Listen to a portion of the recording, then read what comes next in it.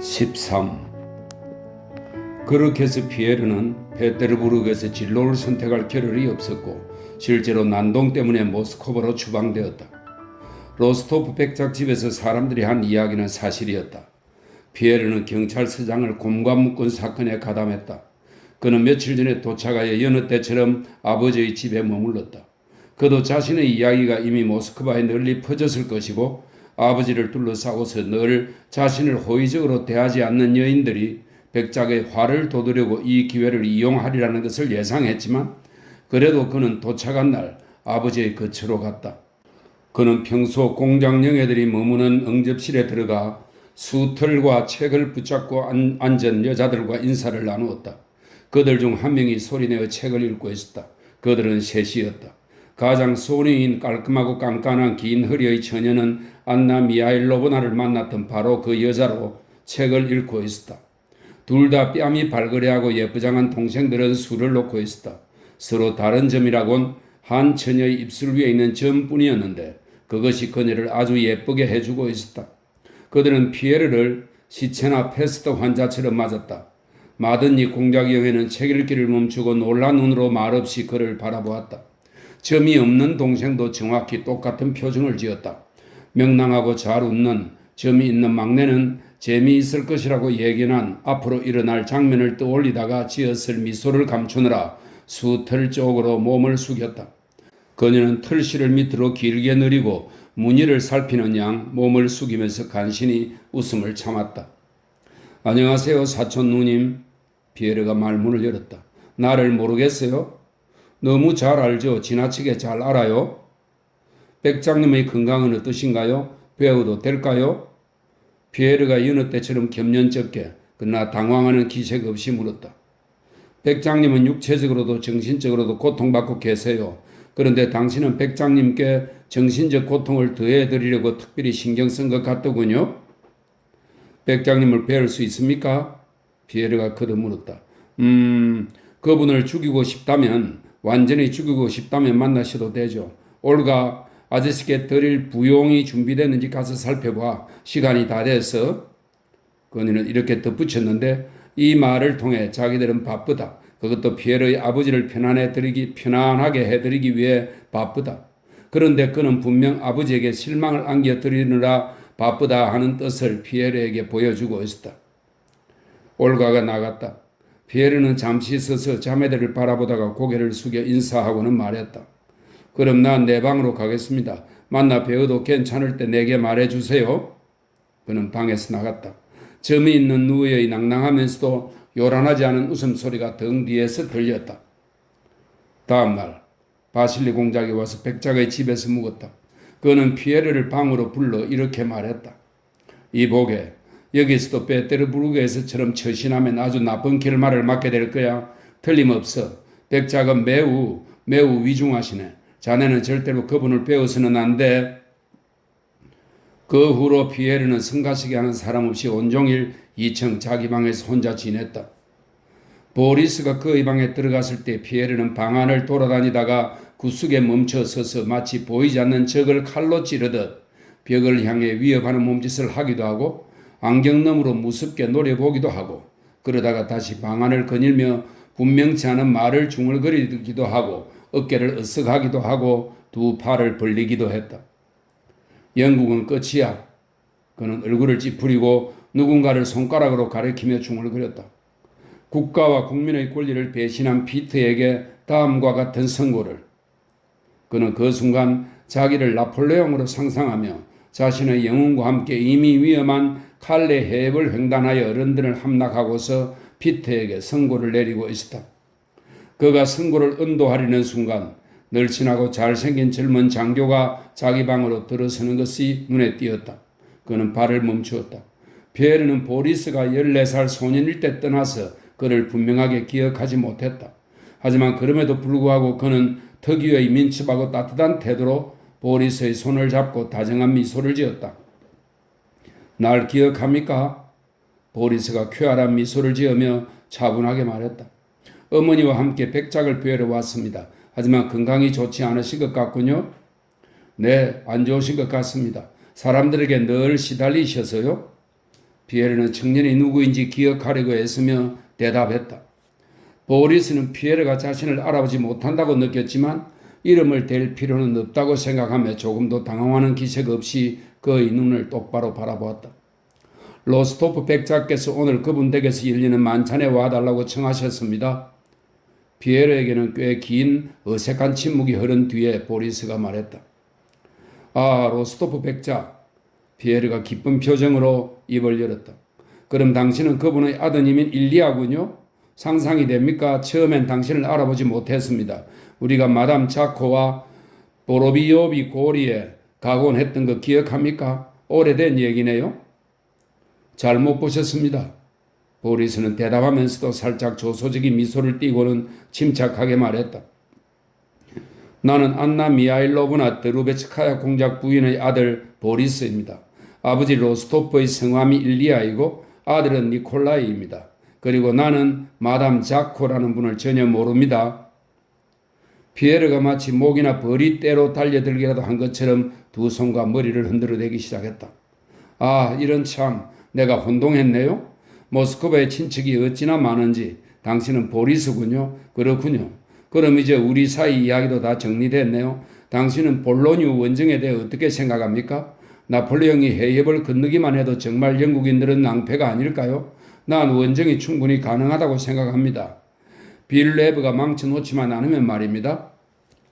보리스는 볼로뉴 원정에 대해 아무것도 몰랐다. 그는 신문을 읽지 않아서 빌레브라는 이름도 처음 들었다. 여기 모스크바에서 우리는 정치보다 만찬과 험담으로 더 바쁩니다. 그는 특유의 차분하고 조소적인 어투로 말했다. 난 그런 것에 대해 아무것도 모르고 아무 생각도 하지 않습니다. 모스크바는 무엇보다도 험담에 바쁜 곳입니다. 그가 말을 계속했다. 지금은 당신과 백작에 대한 이야기가 한창입니다. 피에르는 상대방이 나중에 후회할 만한 무언가를 말하지 않을까 염려하는 듯 특유의 온화한 미소를 지었다. 그러나 보리스는 피에르의 눈을 똑바로 쳐다보며 메마른 어조로 뚜렷하고 분명하게 말했다. 모스크바에는 남을 헐뜯는 것 외에 달리 할 일이 없습니다.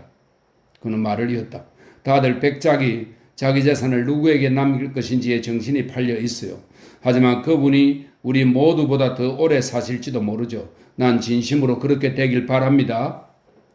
네, 다 아주 괴로운 이야기입니다.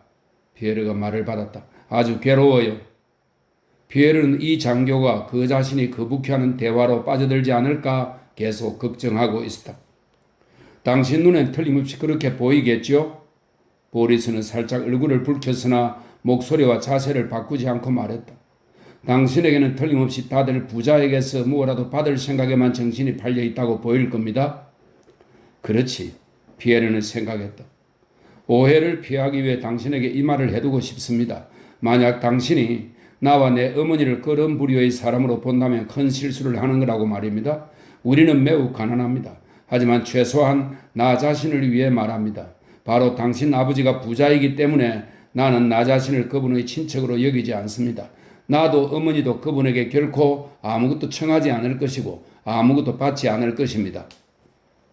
피에르는 오랫동안 그 말을 이해할 수 없었다. 그러나 그 말이 이해된 순간 그는 소파에서 벌떡 일어나 특유의 민첩하고도 어색한 태도로 보리스의 팔꿈치 아래쪽을 덥석 잡았다.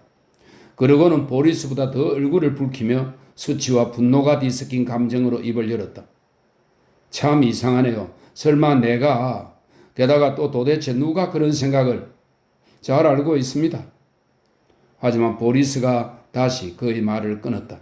다 틀어놓고 나니 기쁘네요. 아마 당신은 기분 나빴을 겁니다. 용서하세요. 보리스는 피에르에게 위로받는 대신 그를 위로하며 말했다. 하지만 내가 당신을 모욕하지 않았기를 바랍니다. 나는 무엇이든 솔직히 말하자는 원칙을 갖고 있었어요. 그런데 어떻게 전할까요? 로스토프가의 만찬에 오실 건가요? 그렇게 보리스는 괴로운 의무를 벗어던진 듯 자신은 거북한 상황에서 빠져나오고 그 자리에 상대방을 밀어넣으며 다시 유쾌한 기분이 되었다. 아닙니다. 들어봐요.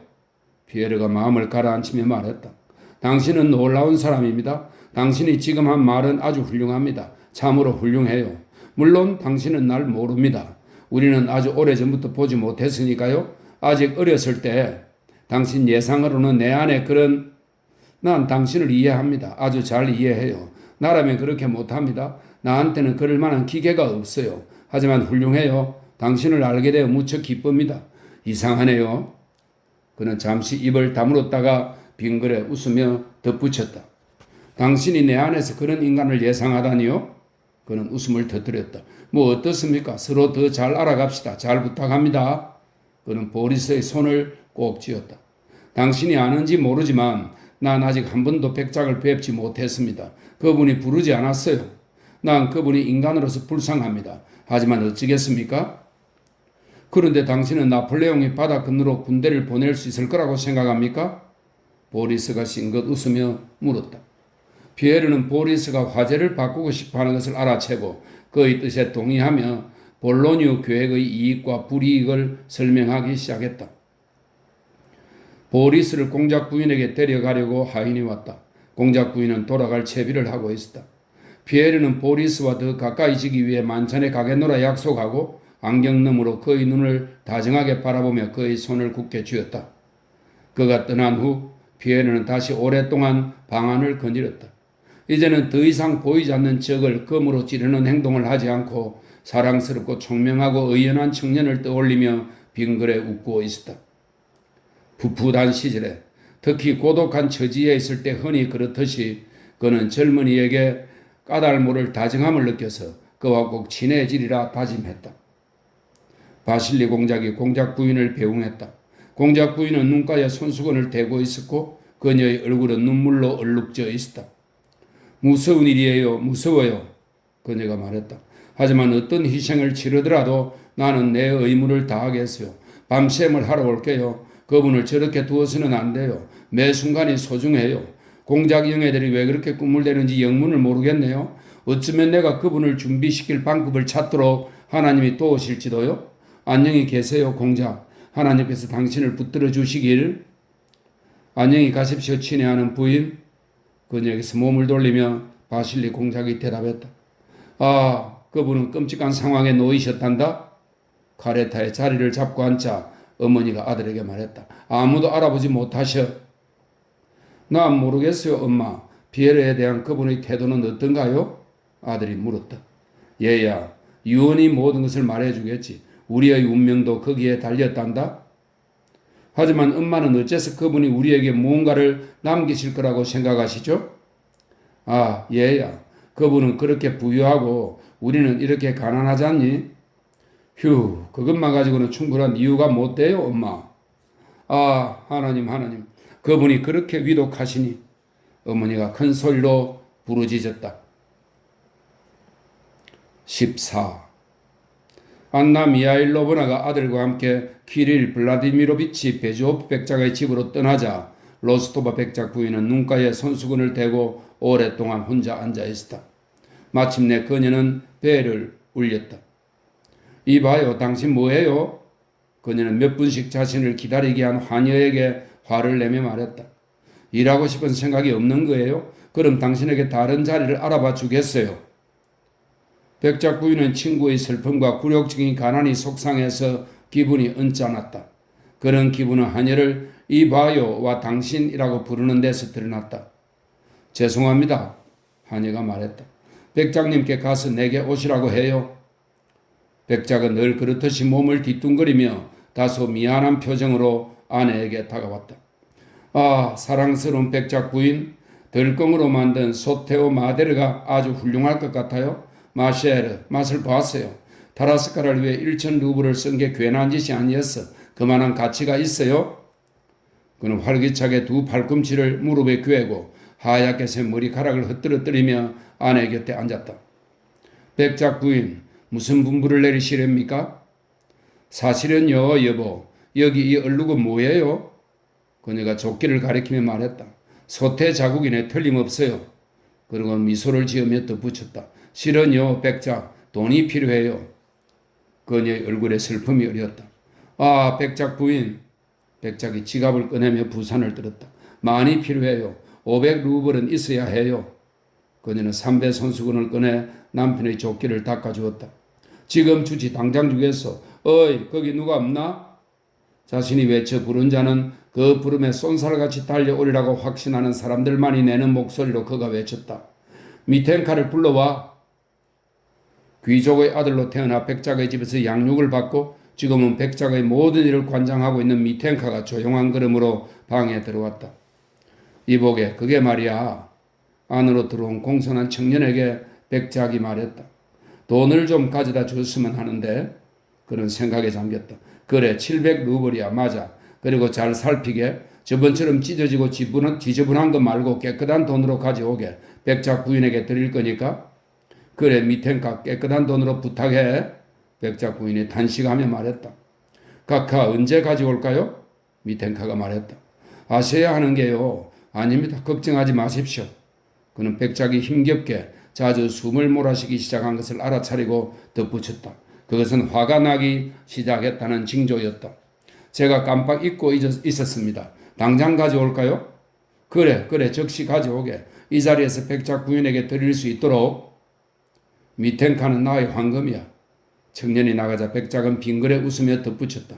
안 되는 건 없어요. 나는 그걸 도저히 참을 수 없으니까 뭐든 가능해. 아, 돈, 백작, 돈. 세상에는 돈 때문에 슬픈 일이 얼마나 많은지. 백작 부인이 말했다. 하지만 나는 이 돈이 무척 필요해요. 백작 부인, 당신의 낭비백은 유명하잖소? 백작은 이렇게 말하면서 아내의 손에 입을 맞추고 다시 서재로 들어갔다. 안나 미하일로브나가 베조프의 집에서 돌아왔을 때 백작 부인의 탁자 위에는 전부 새 지폐인 돈이 손수건에 덮인 채 놓여 있었다. 안나 미하일로브나는 백작 부인이 왠지 몹시 불안해하는 것을 알아차렸다. 그래, 어땠어? 백작 부인이 물었다. 아, 그분 상태가 어찌나 끔찍하든지 그분을 알아볼 수가 없을 정도야. 너무 편찮으셔. 너무 안 좋아. 아주 잠깐 들렀는데 두 마디도 못했어. 아네트, 제발 거절하지 마. 백작 부인이 얼굴을 붉힌 채 손수건 밑에서 돈을 꺼내며 불쑥 말했다. 젊지 않은 야위고 근엄한 얼굴의 그 표정은 너무나 이상야릇하게 보였다. 안나 미하일로보다는 순간적으로 무슨 일인지 알아차렸고 적당한 순간에 재빨리 백작 부인을 끌어안기 위해 몸을 숙였다.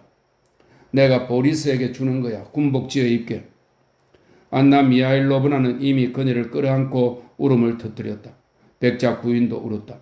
자신들이 친구라는 것, 자신들이 선한 사람들이라는 것, 젊은 시절의 친구들이 돈처럼 비천한 것에 몰두해 있다는 것, 자신들의 젊음이 이젠 지나가 버렸다는 것, 그 때문에 그들은 울고 있었다. 하지만 두 사람의 눈물은 기쁨의 눈물이었다. 15. 로스토브 백작 부인은 딸들과 이미 자리를 차지한 많은 손님들과 함께 응접실에 앉아 있었다. 백작은 남자 손님들을 서재로 안내해 자신이 즐겨 모으는 튀르크산 파이프 수집품을 구경하도록 권했다. 그는 이따금 서재에서 나와 아직 오시지 않았는지 묻곤 했다. 사교계에서 무서운 용이라는 별명을 가진 마리아 드미트리예브나 아흐로시모바를 기다리고들 있었다. 부나 명예가 아니라 올곧은 지성과 솔직하고 담백한 태도로 유명한 부인이었다. 황실이 온 모스크바와 온 페테르부르크가 마리아 드미트리예브나를 알았다. 그리고 두 도시가 모두 그녀에게 놀라며 그녀의 거친 은행을 은근히 비웃고 그녀에 대한 일화를 입에 올렸다. 그럼에도 불구하고 모두가 예외 없이 그녀를 존경하고 두려워했다. 담배 연기가 자욱한 서재에서는 성명서로 선포된 전쟁과 징집에 대한 이야기가 오갔다. 성명서를 읽은 사람은 아직 아무도 없었으나 그 출현에 대해서는 다들 알고 있었다. 백작은 담배를 피우며 이야기를 나누는 두 이웃 사이의 작은 오토만에 앉아 있었다. 백작 자신은 담배를 피우지도 말을 하지도 않았지만 만족스러워 보이는 표정으로 고개를 이쪽 저쪽 기울이며 담배 피우는 사람들을 바라보기도 하고 자신이 부추긴 두 이웃의 대화에 귀를 기울이기도 했다. 말하고 있던 사람들 가운데 한 명은 문관으로 옷은 최신 유행을 쫓는 젊은이처럼 입었지만 이미 노령에 가까웠다. 주름 투성이의 신경질적인 야윈 얼굴을 깨끗이 면도한 그는 집안 사람 같은 태도로 작은 오토만 위에 다리를 걸치고 앉아 호박 파이프를 비스듬히 입 안 깊숙이 물고 뻐끔뻐끔 연기를 빨아들이며 눈을 가늘게 뜨고 있었다. 그는 백작 부인의 사촌인 늙은 독신자 신신으로 모스크바의 살롱들에서 떠도는 소문대로 독서를 가였다. 그는 자신을 낮추어 대화 상대의 수준에 맞춰주는 것처럼 보였다. 또 다른 사람은 생기 있는 장밋빛 얼굴의 근위대 장교로 흠잡을 데 없이 깨끗하게 씻고 단추를 빈틈없이 잠그고 깔끔하게 머리를 빗어 넘긴 모습이었다. 그는 호박 파이프를 입 한가운데 물고 장밋빛 입술로 살짝 연기를 빨아들인 뒤 아름다운 입에서 작은 고리 모양의 연기를 뿜고 있었다. 이 사람은 세메오노프스키 연대 장교인 베르크 중위로 보리스와 함께 연대로 갈 예정이었다. 나타샤가 맞이인 베라 공장 영예를 놀리느라 그녀의 약혼자라고 불렀던 바로 그 사람이었다. 백작은 그들 사이에 앉아 주의 깊게 귀를 기울이고 있었다. 몹시 즐기던 보스턴 카드 놀이를 제외하면 백작이 가장 유쾌해하던 일은 듣는 사람의 입장에 서는 것이었다. 그는 말 많은 두 사람을 부추겨 대화를 나누게 한 경우에는 특히 그랬다. 그렇다면 이 봐요. 존경하는 알폰스 카를리치. 신신이 조롱하는 듯한 웃음을 띤 채 아주 소박한 서민적인 러시아의 표현과 우아한 프랑스 문구를 섞여가며 말했다. 당신은 정부로부터 수입을 얻고 싶습니까? 중대로부터 얻고 싶습니까? 아닙니다. 표토르 니콜라예비치. 나는 다만 기병의 수입이 보병에 비해 훨씬 적다는 것을 입증하고 싶을 뿐입니다. 자, 표토르 니콜라예비치, 내 처지를 한번 생각해 보세요. 베르크는 언제나 매우 정확하고 차분하고 정중하게 말했다. 그의 이야기는 언제나 자기 자신에 관한 것뿐이었다. 사람들이 그와 직접적인 관계가 없는 무언가를 말할 때면 그는 늘 차분하게 입을 다물고 있었다. 그 자신도 당황하지 않고 다른 사람들에게도 전혀 곤혹스러움을 불러일으키지 않으면서 몇 시간이고 침묵할 수 있었다. 그러나 대화가 개인적으로 그와 관련된 경우에는 즉시 그는 뚜렷한 만족의 표정과 함께 장황하게 말을 늘어놓기 시작했다. 내 처지를 생각해 보세요, 표토르 니콜라이치. 내가 만약 기병대에 있으면 심지어 중위 계급이라 해도 4달에 기껏해야 200루블을 받을 겁니다. 하지만 지금 나는 230루블을 받고 있단 말이죠. 그는 즐겁고 유쾌한 미소를 띤 채 신신과 백작을 유심히 바라보며 말했다. 마치 자신의 성공이 나머지 다른 사람들의 욕망이 추구하는 주된 목표임에 틀림없다고 생각하는 듯 했다. 그뿐이 아닙니다, 표토르 니콜라이치. 건의대로 옮기면서 난 주목을 받게 되었습니다. 베르크는 계속해서 말했다. 건의 보병은 공석이 생기는 경우도 훨씬 더 많습니다. 그리고 잘 생각해 보세요. 내가 어떻게 230루블로 생활을 꾸려나갈 수 있었을지 말입니다. 그런데도 나는 저축도 하고 또 아버지에게 돈도 보내드리고 있단 말입니다. 딱 맞는 말이네. 속담에 독일인은 도끼등으로 탈곡을 한다더니 신신이 호박 파이프를 입의 다른 쪽으로 바꾸어 물며 말하고는 백작에게 눈을 찡긋했다. 백작은 끌끌 웃음을 터뜨렸다. 다른 손님들이 신신이 대화를 나누고 있는 것을 보고 다가왔다.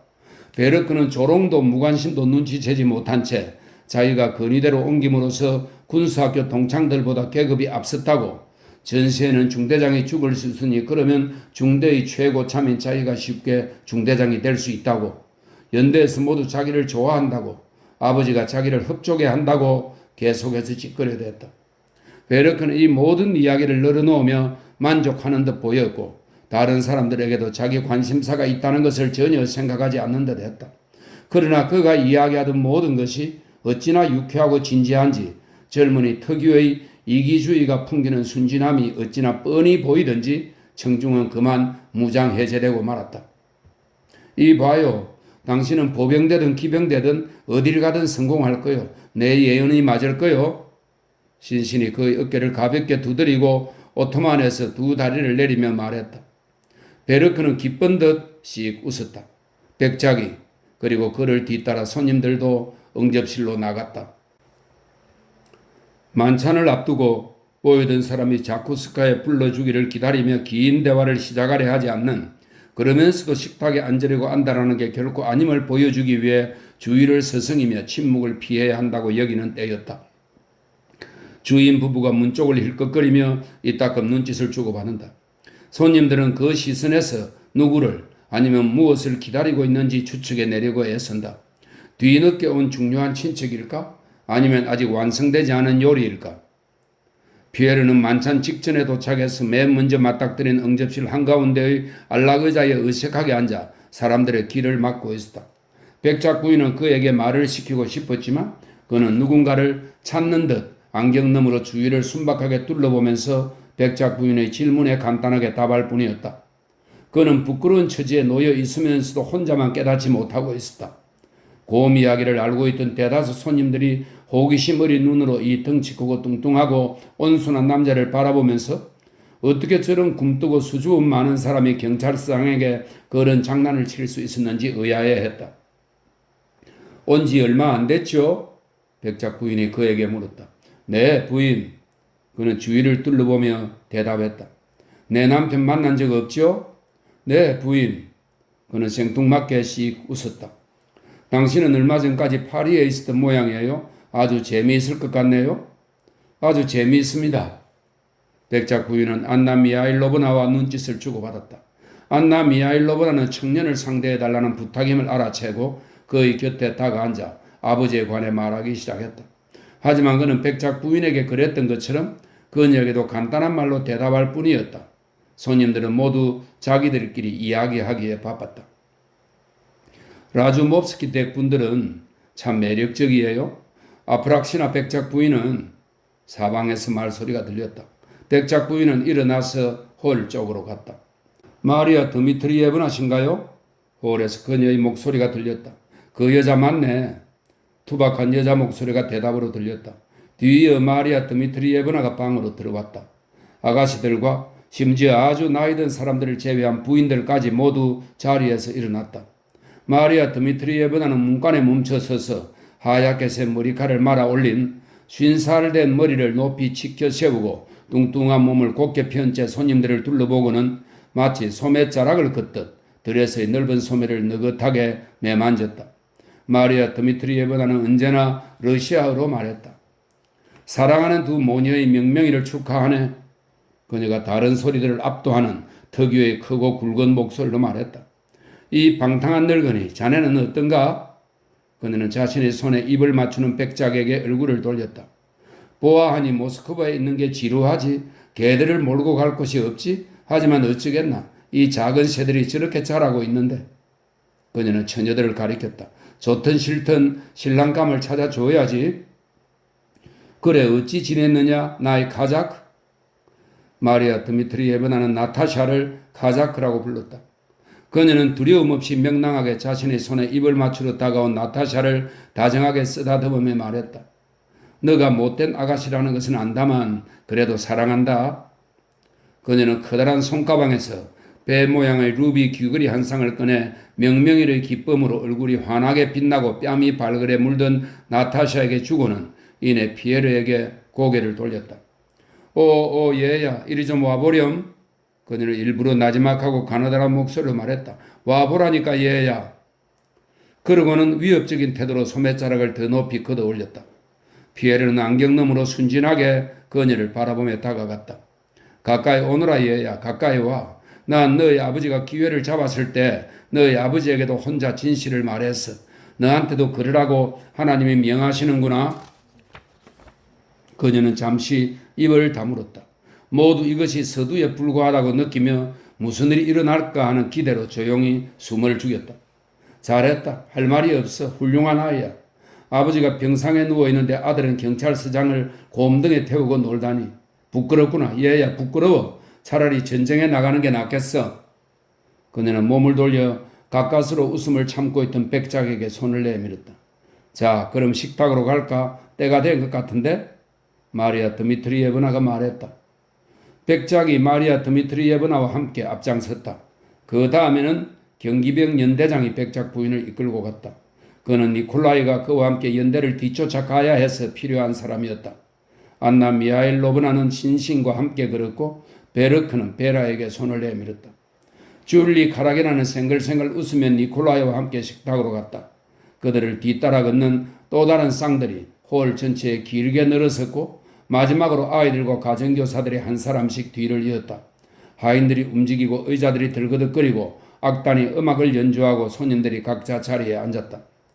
백작의 간의 악단의 음악 소리가 나이프와 포크 소리, 손님들의 말소리, 하인들의 조용한 발소리로 바뀌었다. 식탁 한쪽 끝 상석에는 백작 부인이 앉아 있었다. 오른쪽에는 마리아 드미트리예브나가, 왼쪽에는 안나 미하일로브나와 다른 손님들이 앉았다. 맞은편 끝에는 백작이, 그 왼쪽에는 경기병 연대장이, 오른쪽에는 신신과 다른 남자 손님들이 앉아 있었다. 긴 식탁의 한쪽에는 좀 더 나이 많은 젊은이들이 앉았다. 베라는 베르크와 피에르는 보리스와 나란히 앉았다. 다른 쪽에는 아이들과 가정교사들이 앉았다. 백작은 크리스틀 식기와 유리병과 과일이 담긴 그릇 너머로 아내와 하늘빛 리본이 달린 그녀의 높다란 실내용 모자를 계속 힐끗거리며 옆에 앉은 손님들의 잔에 열심히 포도주를 따라왔고 자기 잔을 채우는 것도 잊지 않았다. 백작 부인 또한 여주인의 의무를 잊지 않으며 파인애플 너머로 남편에게 의미 있는 눈짓을 던지곤 했다. 그녀에게는 남편의 대머리와 얼굴이 벌겋게 물든 탓에 하얗게 센 머리칼과 더 현격하게 구분되어 보였다. 여자들 쪽에서는 일정한 리듬의 수다가 이어졌다. 남자들 쪽에서는 목소리들이, 특히 경기병 연대장의 목소리가 커졌다. 그가 얼굴을 붉게 물들이며 어찌나 많이 먹고 마셨던지 백작이 다른 손님들에게 그를 본보기로 내세울 정도였다. 베르크는 부드러운 미소를 띠고 사랑은 지상이 아닌 천상의 감정이라는 것에 대해 베라와 대화를 나누고 있었다. 보리스는 새로운 친구 피에르에게 식탁에 앉은 손님들의 이름을 가르쳐주며 맞은편에 앉은 나타샤와 눈짓을 주고받았다. 피에르는 그의 말을 하지 않고 새로운 얼굴들을 둘러보며 우적우적 먹으랬다. 맨 먼저 나온 두 가지 수프 중에 거북 수프를 고른 것으로 시작해서 큰 피로그와 덜국 요리까지 그는 단 하나의 음식도 놓치지 않았고, 집사가 드라이마테이라니 헝가리산이니 라이산이니 중얼거리며 그 옆에 앉은 사람의 어깨 뒤에서 냅킨에 산 병으로 은밀히 내미는 포도주도 그냥 보내지 않았다. 그는 각자의 식기 세탑에 놓인 백작의 모노그램이 있는 크리스탈 잔 4개 중에서 가장 먼저 눈에 띈 잔을 집어 만족스럽게 마시며 점점 더 즐거운 표정으로 손님들을 쳐다보았다. 그의 맞은편에 앉은 나타샤는 13살 소녀가 이제 막 첫 키스를 나누고 사랑하게 된 소년을 바라보는 눈빛으로 보리스를 보고 있었다. 그녀의 시선이 가끔 피에르를 향했는데 그러면 그는 이 우스꽝스럽고 생기 넘치는 소녀의 눈길 아래서 까닭도 없이 괜히 웃고 싶어졌다. 니콜라이는 소녀에게서 멀리 떨어져 줄리 카라기나 옆에 앉아 또다시 자기도 모르게 짓는 그 미소와 함께 그녀와 무엇인가를 말하고 있었다. 소녀는 화사한 미소를 띠고 있었지만 질투로 고통받고 있는 듯 보였다.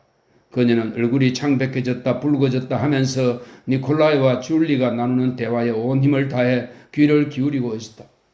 여자 가정교사는 누가 아이들을 모욕하려 들면 언제라도 반격할 태세로 불안하게 주위를 둘러보고 있었다. 독일인 남자 가정교사는 독일의 가족에게 보낼 편지에 상세히 쓰기 위해 모든 종류의 음식과 후식과 술을 기억하려 했었고, 냅킨에 산 술병을 쥔 집사가 자신을 빠뜨리고 지나가면 몹시 불쾌해했다. 독일인은 인상을 쓰며 자기도 그 술을 받고 싶지 않았다는 표정을 보여주려고 애썼다. 하지만 그는 자신에게 술이 필요한 것은 갈증을 풀기 위해서나 탐욕 때문이 아니라 순수한 호기심 때문이라는 것을 아무도 알아주려 하지 않아서 화가 났다. 16. 남자들이 앉은 식탁 한쪽 끝에서는 대화가 점점 활기를 띠었다. 연대장은 전쟁을 선포하는 성명서가 이미 베테르부르크에서 발표되었으며 오늘 특사가 총사령관에게 전한 성명서 한 통을 자기가 직접 보았다고 이야기했다. 우리는 왜 쓸데없이 보나파르트와 싸우는 걸까요? 신실이 말했다. 그는 이미 오스트리아의 오만한 콧대를 꺾어 놓았어요. 이제 우리 차례가 아닐까 걱정이군요. 연대장은 키가 크고 건장한 다혈질의 독일인인데 노련한 군인이자 애국자로 보였다. 그는 신신의 말에 모욕을 느꼈다. 왜냐하면 친애하는 선생? 그는 연음을 경음으로 발음하며 말했다. 그건 말입니다. 황제께서 잘 알고 계시기 때문입니다. 그분은 성명서에서 러시아를 위협하는 위험을 방관하고 있을 수 없다고 말씀하셨습니다. 제국의 안전과 위신, 동맹의 신성함. 그는 특히 동맹이라는 말에 힘을 실으며 말해서 마치 그것에 문제의 핵심이 있는 듯 했다. 그리고 그는 타고난 관료다운 정확한 기억력으로 성명서의 서두를 되풀이했다.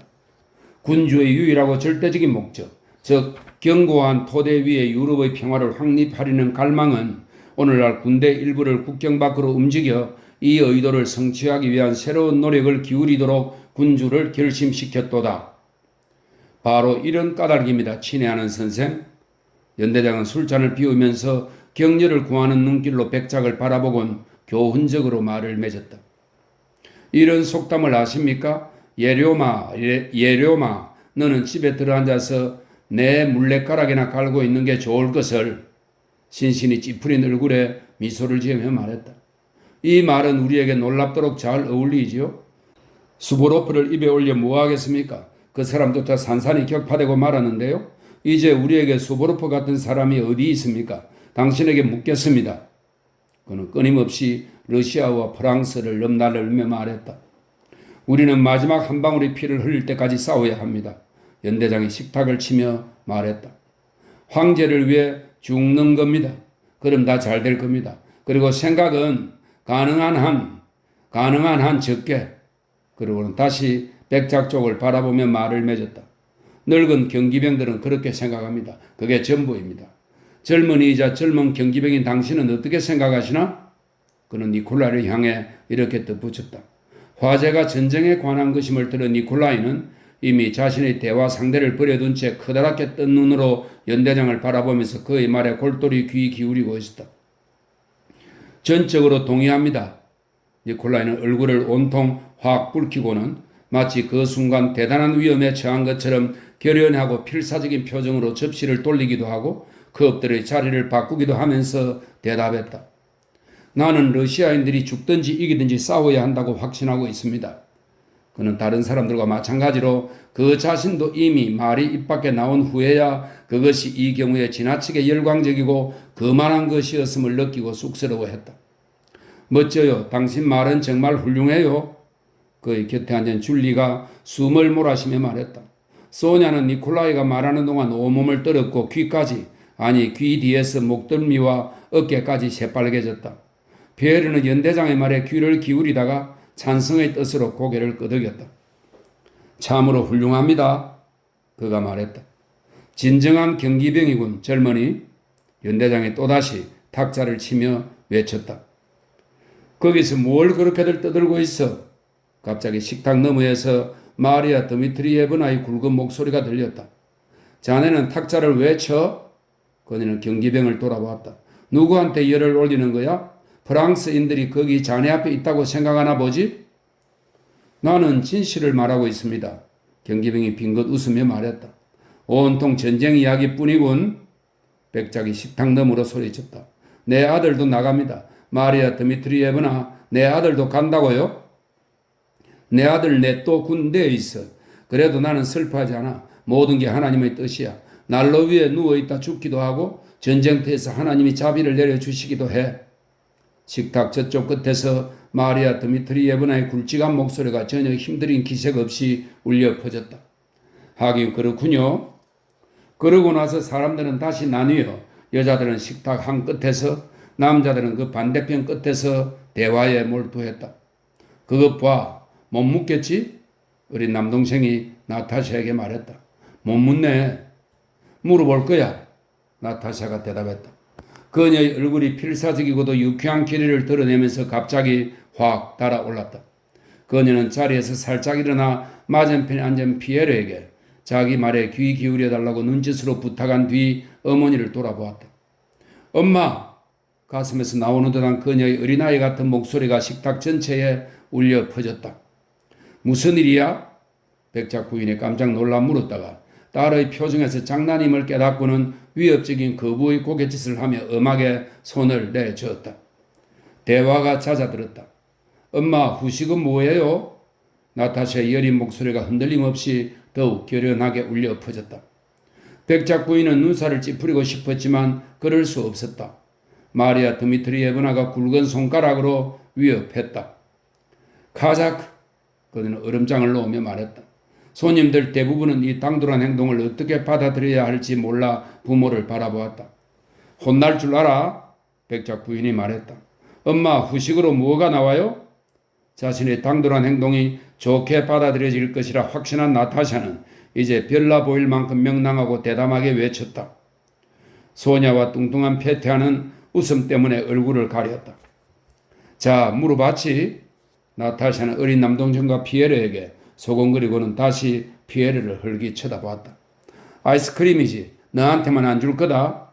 마리아 드미트리예브나가 말했다. 나타샤는 아무것도 두려워할 게 없다는 것을 알았다. 그래서 마리아 드미트리예브나도 무서워하지 않았다. 마리아 드미트리예브나, 어떤 아이스크림이에요? 나는 자두 아이스크림은 싫어요. 당근 아이스크림이야. 아니에요. 어떤 거예요? 마리아 드미트리예브나, 어떤 거예요? 그녀는 거의 외치다시피 말했다. 나는 알고 싶어요. 결국 마리아 드미트리예브나와 백작 부인이 웃음을 터뜨렸고 손님들도 모두 따라 웃었다. 모두가 웃은 것은 마리아 드미트리예브나의 대답 때문이 아니라 마리아 드미트리예브나를 그런 식으로 대할 수 있고 또 감히 그런 식으로 대하는 소녀의 불가사의한 용기와 재치 때문이었다. 나타샤는 파인애플 아이스크림이 나온다는 말을 듣고 나서야 물러났다. 아이스크림 전에 샴페인이 나왔다. 다시 음악이 울리고 백작이 백작 부인에게 입을 맞추자 손님들도 일어나 백작 부인에게 축하 인사를 건네고는 식탁 너머로 백작과 아이들과 잔을 부딪고 자기들끼리도 서로 잔을 부딪혔다. 다시 하인들이 뛰어다니기 시작하고 의자들이 요란한 소리를 냈다. 손님들은 똑같은 순서로 다만 더 붉어진 얼굴로 응접실과 백작의 서재로 되돌아갔다.